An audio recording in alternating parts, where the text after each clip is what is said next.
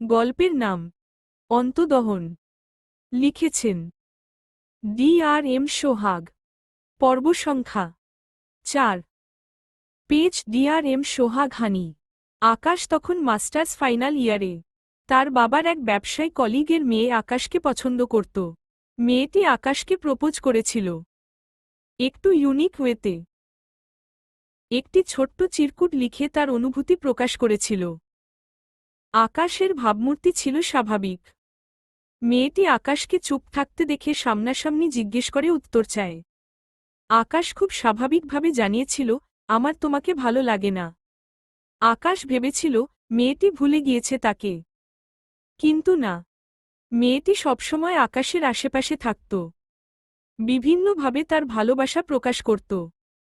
আকাশ মাঝে মাঝে প্রচণ্ড বিরক্ত হতো, কিন্তু মেয়েটির কাজকর্মে সে অবাক না হয়ে পারত না। আকাশের মনে হতো মেয়েটি হয়তো তাকে সত্যিই ভালোবাসে, কিন্তু তার মেয়েটির প্রতি তেমন কোনো ফিলিংসই আসেনি। মেয়েটি আকাশের থেকে এত নীরবতা পেয়ে ও কখনো পিছোপা হয়নি। এভাবে প্রায় 1 বছর পেরিয়ে যায়। আকাশের মাস্টার্স কমপ্লিট হয়ে যায়। সে বিদেশ যাওয়ার জন্য সবকিছু রেডি করে।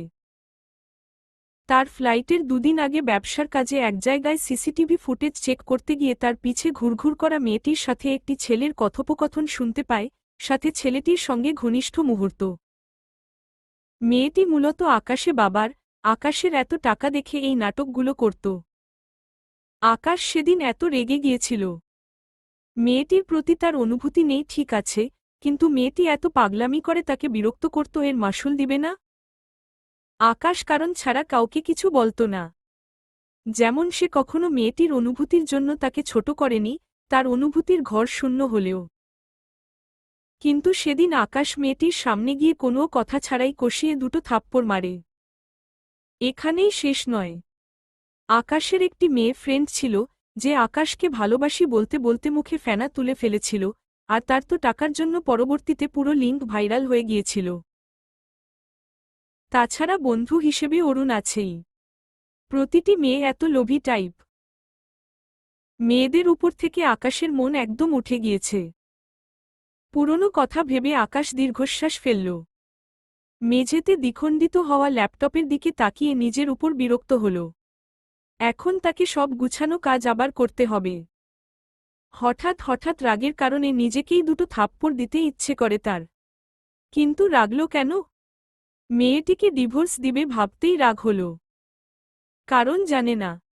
নিজের উপর চরম বিরক্ত সে। 2 দিন পেরিয়েছে।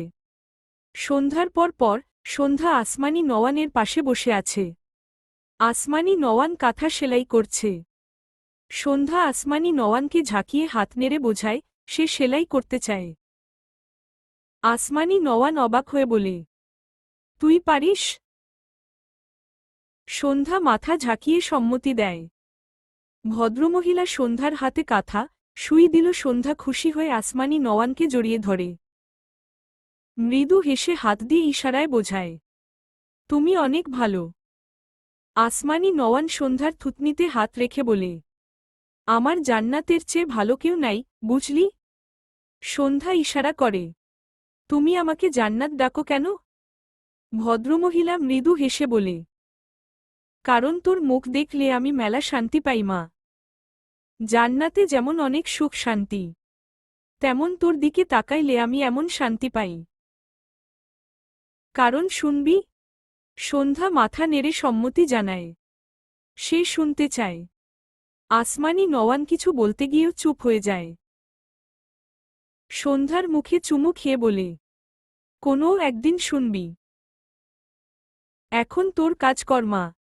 আসমানি নওয়ানের চোখের কোণে পানি। সন্ধ্যার চোখে যা ধরা দেয়। মেয়েটি আসমানি নওয়ানকে ঝাঁকিয়ে বোঝায়, তোমার চোখে পানি কেন? আসমানি নওয়ান সন্ধ্যাকে বুকে জড়িয়ে নেয়। সন্ধ্যা মলিন মুখে চেয়ে থাকে। আসমানি নওয়ান কাঁদলে তার ভালো লাগে না। আপাতত এই একটা মানুষই তার একমাত্র আপন। আসামনি নওয়ান নিজেকে সামলে সন্ধ্যাকে ছেড়ে মৃদু স্বরে বলেন, নে এই কাজ শুরু কর। দেখি তো কেমন পারিস। সন্ধ্যা ইশারায় বোঝায়, আর কাঁদবে না তো? আসমানি নওয়ান হেসে ফেলল। দেখ কেমন মেয়ের মতো কথা বলে। অবশ্য এটা তো তোর মেয়েই। মাথা নেড়ে বলে। আমার জান্নাতের কথা অমান্য করি কি কইরা? সন্ধ্যা হাসল। বেল বেজে উঠলে আসমানি নওয়ান ঘর থেকে বেরিয়ে যায়। সন্ধ্যা সেলাইয়ে মনোযোগ দেয়। আসমানি নওয়ানের ছোট বোন আর তার মেয়ে শিমু তাদের বাড়িতে এসেছে। আসমানি নওয়ান এতদিন পর বোনকে পেয়ে ভীষণ খুশি হয়। জড়িয়ে ধরে বোনকে। এরপর কথা বলায় ব্যস্ত হয়। শিমু তার খালাকে জিজ্ঞেস করে, খালা মনি সন্ধ্যা ভাবি কোথায়? আসমানি নওয়ান তার ঘর দেখিয়ে দিল। চঞ্চল শিমু দৌড় দেয় তার খালার ঘরের দিকে। বিছানার উপর একটি মেয়েকে খুব মনোযোগ দিয়ে সুতার কাজ করতে দেখে শিমু এগিয়ে এসে বলে, তুমিই আকাশ ভাইয়ার বউ সন্ধ্যা ভাবি? মেয়ে কণ্ঠে সন্ধ্যা মাথা উঁচু করে অপরিচিত এক মেয়েকে দেখে ভ্রু কুঁচকে তাকায়। শিমু এগিয়ে এসে বলে, তুমিই আমার ভাবি তাই না? সন্ধ্যা বোকা চোখে চেয়ে ইশারায় বোঝায়, হুম। শিমু এগিয়ে এসে সন্ধ্যাকে জড়িয়ে ধরে হাসে। এরপর সন্ধ্যার সামনে সোজা হয়ে বলে, আমি আকাশ ভাইয়ার খালাতো বোন বুঝেছ? সন্ধ্যা ইশারায় বলে, কেমন আছো? শিমুর বুঝতে একটু প্রবলেম হয়, তবে বুঝতে পেরে উত্তর দেয়।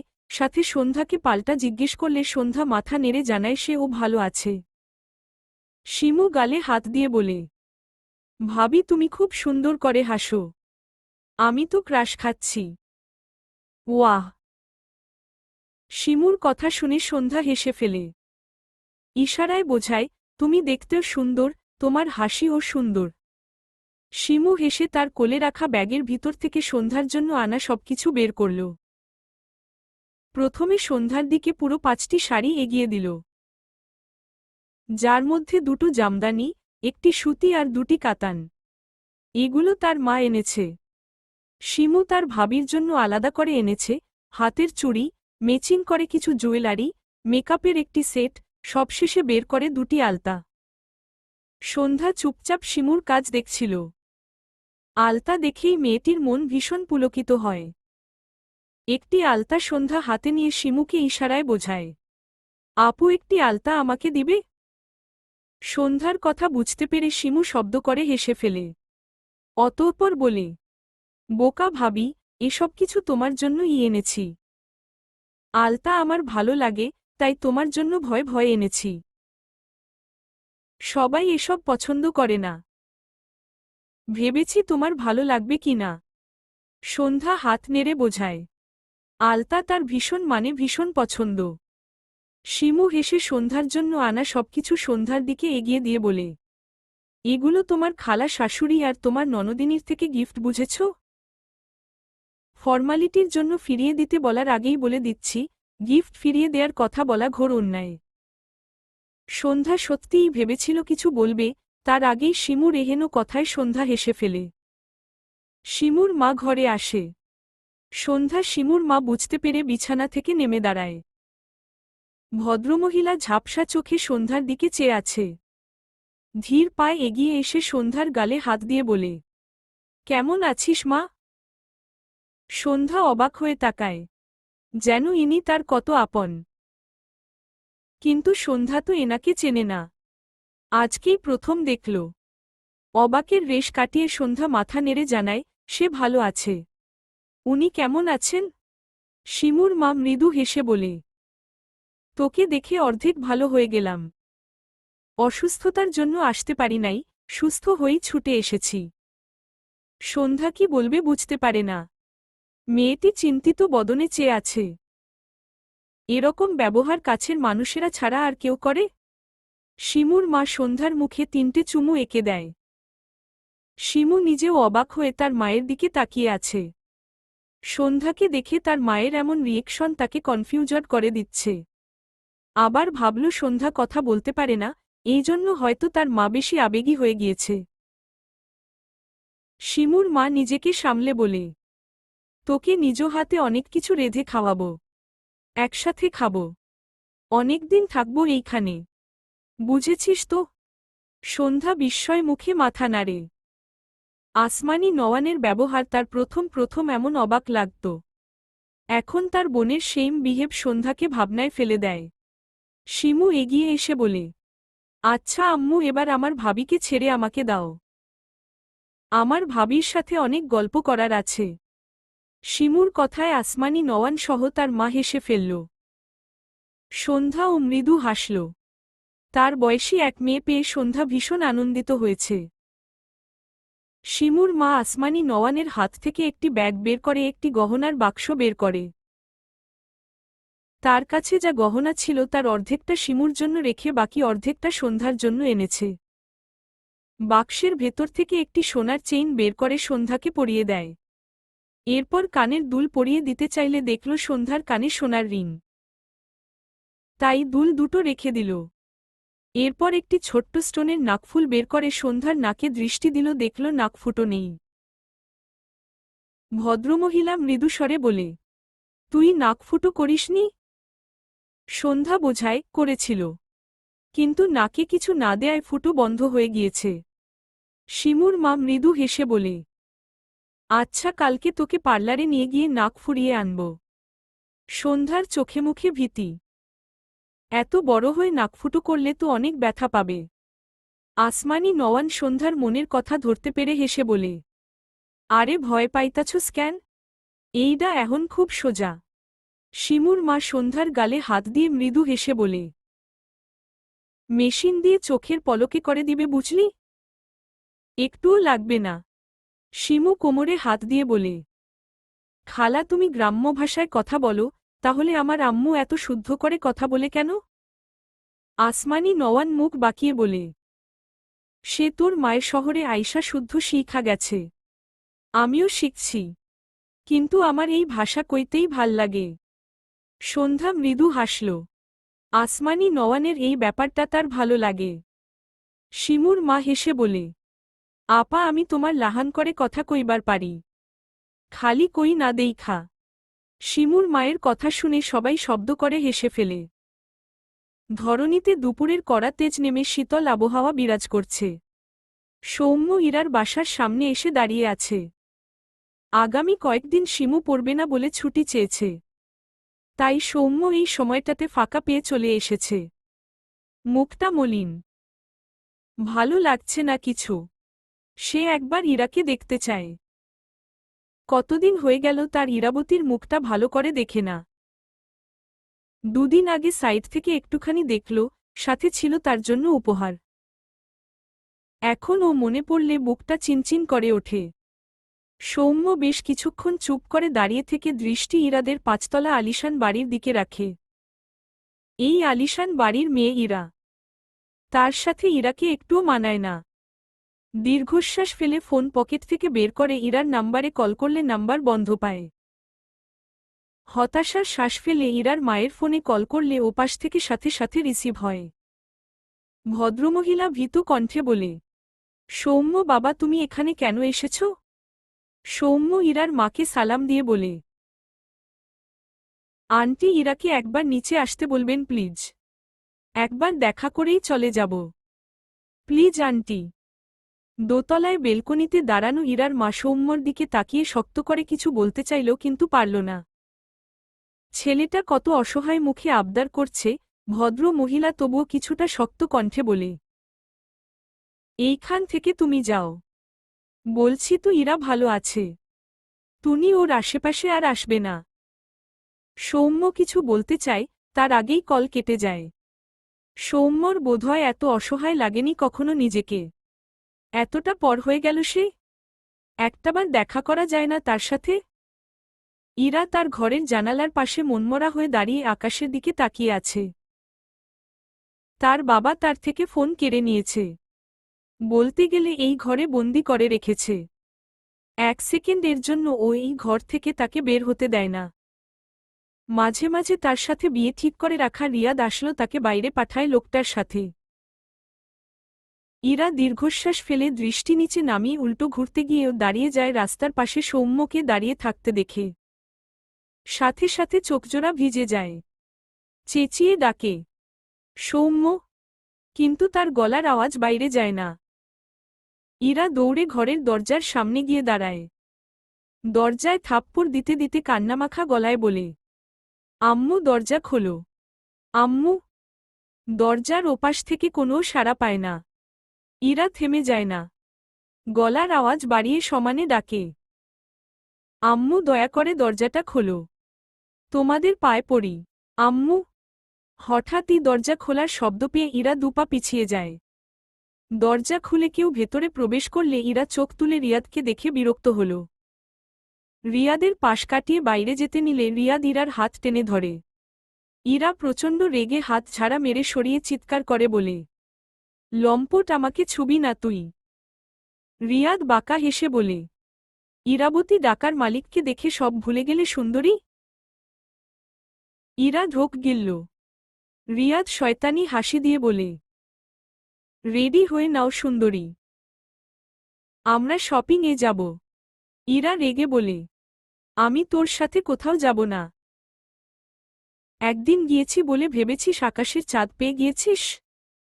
রিয়াদ গা দুলিয়ে হেসে বলে, হবু বউয়ের মুখে তুই শুনতে ভালোই লাগে।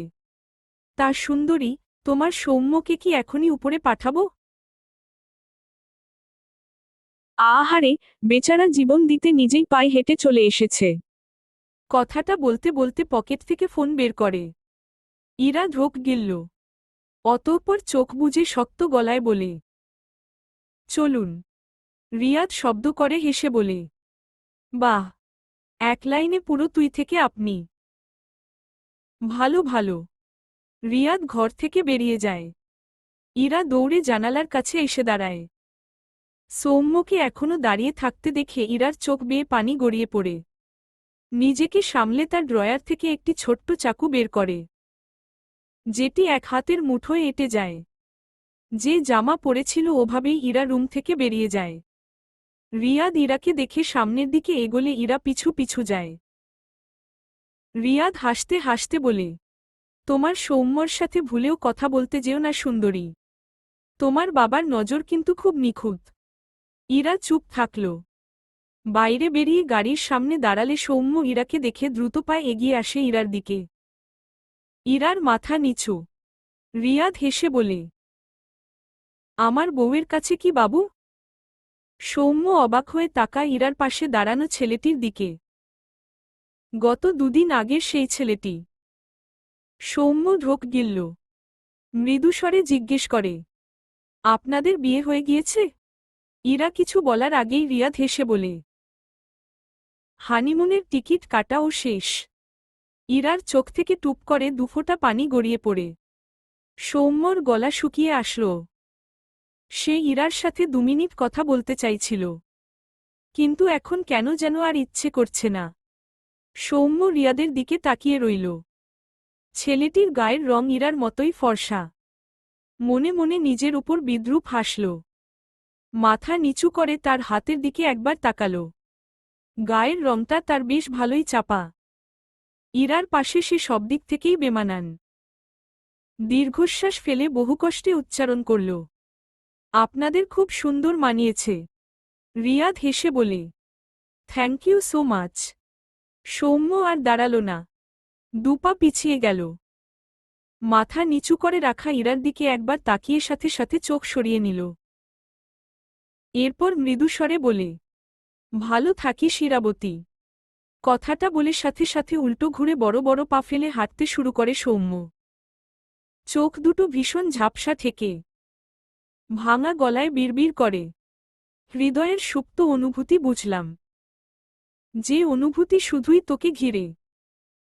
অপ্রকাশিত এই অনুভূতির বুক ফেটে প্রকাশ হওয়ার তীব্র আকাঙ্ক্ষা হল, কিন্তু না, বের হতে পারল না। পুনরায় সেগুলো বুকের ভিতরেই দাফন হল। কথাগুলো বলে শার্টের হাতা দিয়ে চোখ মুছল সৌম্য। সারা জীবনে একটুখানি সুখ ভুল করে ও তার দুয়ারে আসল না। আহ, কি জীবন তার! গাড়ির ড্রাইভিং সিটে বসে ইরা নিঃশব্দে চোখের পানি ফেলে। রিয়াদ একটা গান চালিয়ে দেয়, যেন তার খুব আনন্দের দিন। ইরা নিজেকে সামনে নিল। হাতের মুঠোয় ধরে রাখা ছোট্ট চাকু মেলে ধরল। বা হাতে চোখজোড়া মুছে আর চোখে রিয়াদের দিকে তাকাল। রিয়াদ রাস্তার পাশে গাড়ি সাইড করে ইরার দিকে ফিরতে নেয়, তার আগেই ইরা তার হাতের চাকু এগিয়ে নিয়ে রিয়াদের ঘাড়ে বসিয়ে দেয়। জায়গা মতোই দিয়েছে। রিয়াদ চোখ বড় বড় করে তাকায়। ইরাকে সরিয়ে দিতে চাইল, কিন্তু পারল না। ইরা ফুঁসতে ফুঁসতে বলে, ইশতিয়াক আহমেদের রক্ত আমি। আমার বাবা যে ডালে চলে, আমি সবসময় তার উপরের ডালে চলি। ইশতিয়াক আহমেদের সাথে হাত মিলিয়েছিস তো তার রক্তের ঝাঁজ কেমন দেখবি না? রিয়াদ নিভু নিভু চোখে তাকায় ইরার দিকে। ইরা রিয়াদকে ছেড়ে তার জায়গায় বসে আঙুল উঁচিয়ে বলে, খুব শখ না আমার স্বামী হওয়ার? সৌম্য শেখ ছাড়া আর কারো ইরাবতীর স্বামী হওয়ার অধিকার নেই, বুঝলি? আমার সৌম্যকে মারবি বলেছিলি না? ইরাবতী থাকতে সৌম্যর গায়ে আঁচও লাগবে না। প্রুফ দিয়ে দিলাম। রিয়াদ চোখ বন্ধ করে নেয়। ইরা কথাগুলো বলে তার গলায় প্যাঁচানো ওড়না দিয়ে নাকমুখ ঢেকে গাড়ি থেকে বেরিয়ে যায়। আশেপাশে তাকিয়ে সামনের দিকে এগিয়ে গিয়ে একটি ফাঁকা জায়গায় দাঁড়ায়। সৌম্যর কথা মনে আসতেই চোখজোড়া ভিজে ওঠে। সৌম্যর অসহায়ত্বে ঘেরা কণ্ঠ কানে বাজে।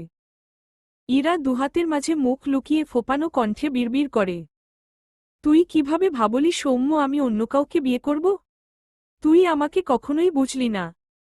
ভীষণ ভালোবাসি সৌম্য। ঘড়ির কাঁটা জানান দেয় রাত ৮টা। শিমু ফ্রেশ হয়ে খেয়ে সব কাজ শেষে সন্ধ্যাকে নিয়ে ডাইনিং রুমের সোফায় এসে বসেছে। সন্ধ্যার সাথে গল্প করছে। সন্ধ্যা ইশারায় বোঝায় শিমুর বুঝতে একটু সময় লাগে, তবে শিমুর এতেই বেশ ভালো লাগছে। শিমুর কাছে সন্ধ্যাকে তার মতোই লাগছে, চঞ্চল টাইপ, এজন্য বেশি ভালো লাগছে। শিমু সন্ধ্যাকে তার কোচিংয়ের একটি কাহিনী শোনাতে চায়। শিমু তখন ক্লাস 7-এ পড়ত। সন্ধ্যা আগ্রহী চোখে চেয়ে। শিমু বলতেই পারছে না, বলার আগেই হাসতে হাসতে ঢলে পড়ছে। সন্ধ্যা বোকা চোখে চেয়ে আছে। বেশ কিছুক্ষণ পেরোলেও শিমুর অবস্থা একইরকম দেখে সন্ধ্যা হতাশ হয়। বিরক্ত হয়ে শিমুর হাত ধরে টেনে তোলে শিমুকে। বাইরের দিকে টেনে নিয়ে এতে নিলে শিমু কোনো রকমে হাসি আটকে থেমে থেমে বলে, আরে ভাবি কোথায় নিয়ে যাচ্ছ? সন্ধ্যা পিছু ফিরে ডান হাতের আঙুল দ্বারা মাথা দেখায়, এরপর হাতের ইশারায় বোঝায়, তোমাকে মেন্টাল হসপিটালে নিয়ে যাচ্ছি। এসো। সন্ধ্যার কথা শুনে শিমুর মুখ ভোঁতা হয়ে যায়। মেকি রাগ দেখিয়ে বলে, ধ্যাতো, তুমি তো আচ্ছা মজা নাও ভাবি।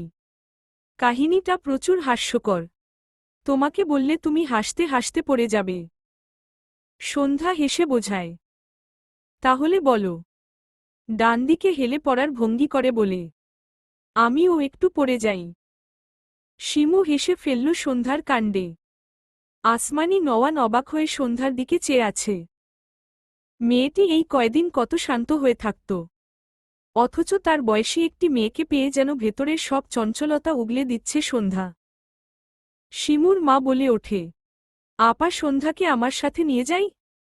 ও শিমুর সাথে থাকলে সবসময় হাসবে। আসমানি নওয়ান মৃদুস্বরে বলে, নিয়া যাস। সে ভালো থাকলেই আমি ভালো থাকি। শিমুর মা হেসে বলে, আমাদের জান্নাতের মুখে কত মায়া তাই না আপা? দুবোনের চোখের কোণেই পানি। শিমু সন্ধ্যার হাত ধরে সোফায় বসায়।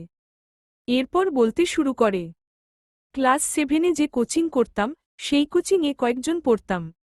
এই ধরো 10 জনের মতো। স্যারের নাম রাজীব ছিল। তো রাজীব স্যার তখন বোর্ডের সামনে দাঁড়িয়ে ম্যাথ করাচ্ছিল। আমরা খাতায় উঠিয়ে নিচ্ছিলাম। স্যারের ম্যাথ করা শেষ হলে সে চেয়ারে এসে বসে। আমরা সবাই মনোযোগ দিয়ে লিখছিলাম। হঠাৎই কেমন যেন প্যাঁ পু আওয়াজ শুনতে পাই সবাই। আমি লেখা থামিয়ে স্যারের দিকে তাকিয়ে বললাম, স্যার আপনার মনে হয় ফোন ভাইব্রেট হচ্ছে। স্যার কিছু বলল না। দ্রুত চেয়ার থেকে উঠে দাঁড়িয়ে বাইরে যেতে নিলে ভোটাস করে একটা শব্দ হয়। কথাটা বলে শিমু শব্দ করে হেসে দেয়। সাথে সন্ধ্যা। শিমু কোনোরকমে হাসি আটকে বলে, তারপর বুঝলাম আসলো আমি যা ফোনের ভাইব্রেট ভাবছিলাম সেটা আসলো, রাজীব স্যারের বায়ু দূষণ। সন্ধ্যা হাসতে হাসতে সোফায় আধশোয়া হয়ে পড়েছে। কোনোদিন এত হেসেছে কি না মনে পড়ে না। শিমু দাঁত কেলিয়ে হাসে। সন্ধ্যার হাসতে হাসতে নাজেহাল অবস্থা। আকাশ মাত্র বাড়ি ফিরেছে। ডাইনিং রুম দিয়ে পাশ করে যাওয়ার সময় হাসির শব্দে বামদিকে ঘাড় ফিরিয়ে তাকায়। সন্ধ্যাকে এমন পাগলের মতো হাসতে দেখে ভ্রু কুঁচকে যায় তার। পাশে শিমুকে হাসতে দেখে বুঝল এই কোনো কাজ করেছে। আকাশ এগিয়ে এসে সন্ধ্যার সামনে দাঁড়ায়। সন্ধ্যার চোখ বন্ধ। আকাশ শীতল দৃষ্টিতে সন্ধ্যার দিকে চেয়ে আছে। দুহাত আড়াআড়িভাবে গুজে শিমুর উদ্দেশ্য আকাশ বলে, এখানে কি হচ্ছে? আকাশের কণ্ঠ পেয়ে সন্ধ্যা দ্রুত সোজা হয়ে বসে। ডান হাতে মুখ চেপে ধরে হাসি আটকায়। শিমু আকাশকে দেখে দাঁড়িয়ে গিয়ে বলে, আকাশ ভাইয়া তোমার বউ হাঁকতে হাঁকতে পাগল হয়ে গেছে। আকাশ বিস্ময় কণ্ঠে বলে, মানে? সন্ধ্যা চোখ বড় বড় করে তাকায়। হায় আল্লাহ! এমনিতেই আকাশের সামনে এমন সিচুয়েশনে পড়ে তার অবস্থা খারাপ। সেখানে এই শিমু তার মানসম্মান খেয়ে দিল। সন্ধ্যা শিমুর পিছে দাঁড়িয়ে শিমুর পিঠে চিমটি কাটে। শিমু পিছনে হাত বুলিয়ে আওয়াজ করে বলে ওঠে, মিস্টেক আকাশ ভাইয়া। ওটা হাসতে হাসতে হবে। আকাশ কিছু বলল না। সন্ধ্যা শিমুর পিছনে মাথা নিচু করে দাঁড়িয়ে আছে। আকাশ বিরক্তি কণ্ঠে বলে, সামনে থেকে সর। শিমু ভ্রু কুঁচকে বলে, কেন? আকাশ রেগে তাকায়। শিমু দ্রুত বলে, সরছি সরছি বলেই আকাশের সামনে থেকে সরে যায়। আকাশ সন্ধ্যার দিকে এগিয়ে এসে মৃদুস্বরে বলে, হাসছিলে কেন? পাশ থেকে শিমু বলে, অনেক হাস্যকর কাহিনী। আমি তোমাকে বলছি আকাশ ভা। আকাশের শক্ত চাহনি দেখে শিমুর কথা থেমে যায়।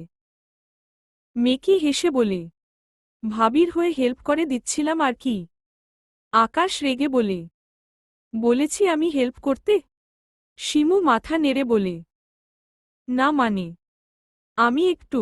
আকাশ বিরক্তি কণ্ঠে বলে, এখান থেকে যা।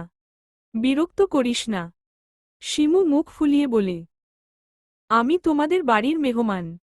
আকাশ সন্ধ্যার দিকে তাকিয়ে বলে, যা শরবত বানিয়ে আনো। ক্লান্ত লাগছে। শিমু কোমরে হাত দিয়ে বলে, আমি? আকাশ বিরক্ত হয়ে বলে, না, তোর বেয়াদব ভার্সন শিমু। আকাশের কথা শুনে সন্ধ্যা হেসে ফেলে। শিমু মুখ গোমরা করে তার খালার ঘরের দিকে যায়। তার ছেলের নামে বিচার দিবে। তাকে দিয়ে কাজ করাচ্ছে। পৃথিবীতে সব ভাইয়েরাই মনে হয় এমন। বোনকে দিয়ে শুধু কাজ করানোর ধান্দায় থাকে। সন্ধ্যা আকাশের পাশ কাটিয়ে শিমুর পিছু যেতে নিলে আকাশ সন্ধ্যার সামনে দাঁড়িয়ে গম্ভীর গলায় বলে, তোমাকে যেতে বলিনি। সন্ধ্যা আকাশের দিকে তাকায়। আকাশ সন্ধ্যার পানে চেয়ে একটু এগিয়ে এলে সন্ধ্যা পিছু সরে যায়। মেয়েটি ঢোক গিলে। আকাশ ডান হাতের বুড়ো আঙুল সন্ধ্যার গালের টোল সৃষ্ট হওয়া জায়গাটিতে রেখে মৃদু স্বরে বলে, আবার হাসো। সন্ধ্যা ঢোক গিলল। জীবনে প্রথম কোনো পুরুষের এমন একটি আঙুলের স্পর্শ পেয়ে এই সন্ধ্যার পুরো শরীর কেঁপে ওঠে। আকাশ সন্ধ্যার দিকে আরও এক পা এগিয়ে এসে বলে, হাসো। সন্ধ্যা এলোমেলো দৃষ্টি ফেলে। আকাশ আবারও সন্ধ্যার দিকে এক পা এগিয়ে আসলো। সন্ধ্যা দুপা পিছিয়ে যায়, ফলে সোফার সাথে বেঁধে ঠাস করে সোফার উপর পড়ে যায় সন্ধ্যা। আকাশ বিরক্ত চোখে তাকায় সন্ধ্যার দিকে। ডান পা ভাঁজ করে সোফার উপর রেখে বা পা মেঝেতে রেখে সন্ধ্যার দিকে ফিরে বসে আকাশ। সন্ধ্যা বুঝতে পেরে দ্রুত সোফা থেকে উঠতে নিলে আকাশ বা হাতে সন্ধ্যার ডান হাত ধরে সন্ধ্যাকে টেনে তার দিকে ফিরিয়ে রেগে বলে, পালাচ্ছ কেন? এসব কিন্তু আমি একদম পছন্দ করি না। সন্ধ্যা ঢোক গিলল। এই লোকটার কি হয়েছে? তার সাথে এমন অদ্ভুত বিহেভ করছে কেন? আকাশ আবারও বলে, হাসো। সন্ধ্যা জিভ দিয়ে ঠোঁট ভেজায়। আকাশকে তার কাছে আপাতত এক অদ্ভুত প্রাণী লাগছে। হুট করেই আকাশের এরকম বিহেভে সন্ধ্যার মাথা ঘুরছে। আকাশ সন্ধ্যাকে চুপ দেখে ডান হাতে সন্ধ্যার গাল চেপে তার দিকে ফিরিয়ে শক্ত গলায় বলে, হাসো ইডিয়ট। সন্ধ্যার চোখ বড় বড় হয়ে যায়। এই লোকটা কি পাগল? তাকে ধমকিয়ে বলছে হাসতে। এমন পরিস্থিতিতে তার কান্না পাচ্ছে। সে হাসবে কি করে? চলবে ইনশাআল্লাহ।